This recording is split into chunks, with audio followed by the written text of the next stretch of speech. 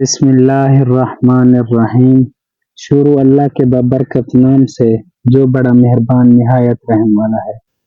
ناظرین، میں ہوں آپ کا ابرار احمد اور آپ دیکھ رہے ہیں ابرار وائس چینل۔ قصہ حضرت ہود علیہ السلام۔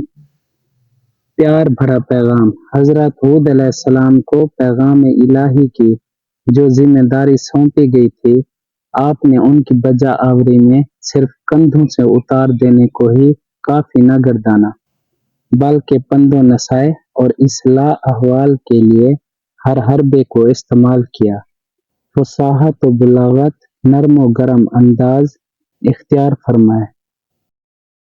ایسا انداز جس سے اختلاف، تفرقہ، تشلیق، التباس نہ ہو، شفقت و محبت کے جام بھی لٹائے۔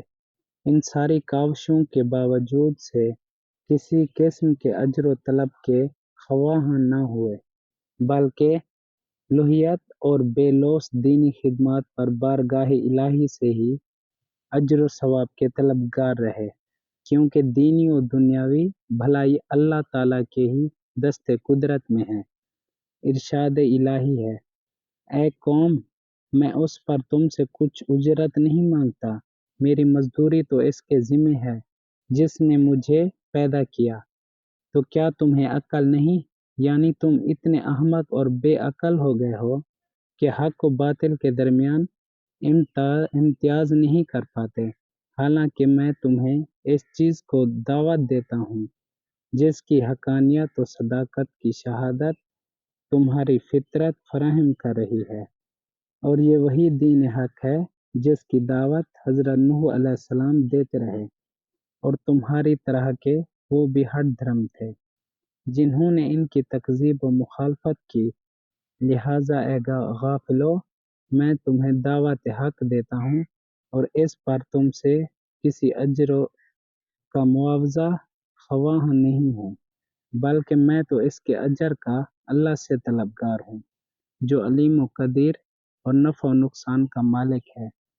اسی لیے سورہ یاسین میں کسی نبی کی تائید میں کسی مومن کا قول ہے: ایسوں کی پیروی کرو جو تم سے کچھ نہیں مانگتے اور وہ راہ پر ہیں، اور مجھے کیا کہ اس کی بندگی نہ کرو جس نے مجھے پیدا کیا، اور اسی کی طرف تمہیں پلٹنا ہے۔ حضرت ہود علیہ السلام کی قوم نے انہیں کہا، بولے اے ہود، تم کوئی دلیل لے کر ہمارے پاس نہ آئے، اور ہم خالی تمہارے کہنے سے اپنے خداؤں کے چھوڑنے کے نہیں، نہ تمہاری بات پر یقین لائے۔ ہم تو یہی کہتے ہیں کہ ہمارے کسی خدا کی تمہیں بڑی جھپٹ پہنچی ہے، یعنی اے ہود، جو پیغام تم ہمیں دے رہے ہو اس کی صداقت پر تمہارے پاس کوئی واضح اور صریح دلیل ہے نہیں، اور ہم اتنے کچے نہیں کہ محض تمہارے کہنے پر ہم اپنے معبودوں کی پوجا ترک کر دیں۔ بلا دلیل و برہان تمہارے اس دعوے پر ہم تمہیں ایک مجنون گردانتے ہیں، اور ہمیں یقین ہے کہ تم نے ہمارے معبودوں کو ناراض کر دیا، اور ان کی ناراضگی کی وجہ سے تم عقل و حواس کھو بیٹھے ہو اور پاگل پن کا شکار ہو گئے ہو، الیاذ باللہ۔ ان کے قول کو قرآن پاک میں یوں بیان کیا گیا: ہم تو یہی کہتے ہیں کہ ہمارے کسی خدا کی تمہیں بری جھپٹ پہنچی۔ کہا، میں اللہ کو گواہ کرتا ہوں اور تم سب گواہ ہو جاؤ کہ میں بیزار ہوں ان سب سے جنہیں تم اللہ کے سوا اس کا شریک ٹھہراتے ہو۔ تم سب مل کر میرا برا چاہو، پھر مجھے مہلت نہ دو۔ حضرت ہود علیہ السلام کی طرف سے یہ حد بندی اور ان معبودان باطلہ سے برات و بیزاری کا اظہار تھا جنہیں وہ نفع و نقصان کا مالک اور امداد و اعانت کا نقیب سمجھتے تھے۔ آپ نے بے صراحت انہیں فرمایا کہ لوگو، تمہارے نزدیک وہ نفع و نقصان اور ہمدردی و اعانت کر سکتے ہیں تو جان لو میں ان سے اظہار برات ہوں۔ وہ پتھر کے پتھر ہیں جو ہل تک نہیں سکتے۔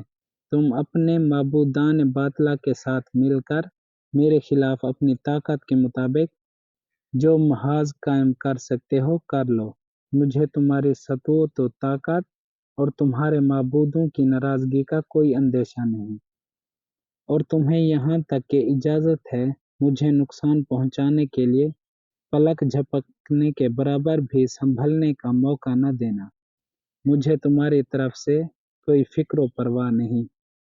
میں نے اللہ پر بھروسہ کیا جو میرا رب ہے، اور تمہارا رب کوئی چلنے والا نہیں جس کی چوٹی اس کے قبضے قدرت میں نہ ہو۔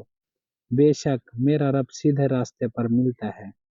یعنی میں اللہ تعالیٰ کی ذات پر بھروسہ کیے ہوں اور اسی کی بارگاہ سے تائید و سوگ کی لو لگائے بیٹھا ہوں، اور نہ ہی میں کسی کے سامنے جین نیاز جھکانے والا ہوں۔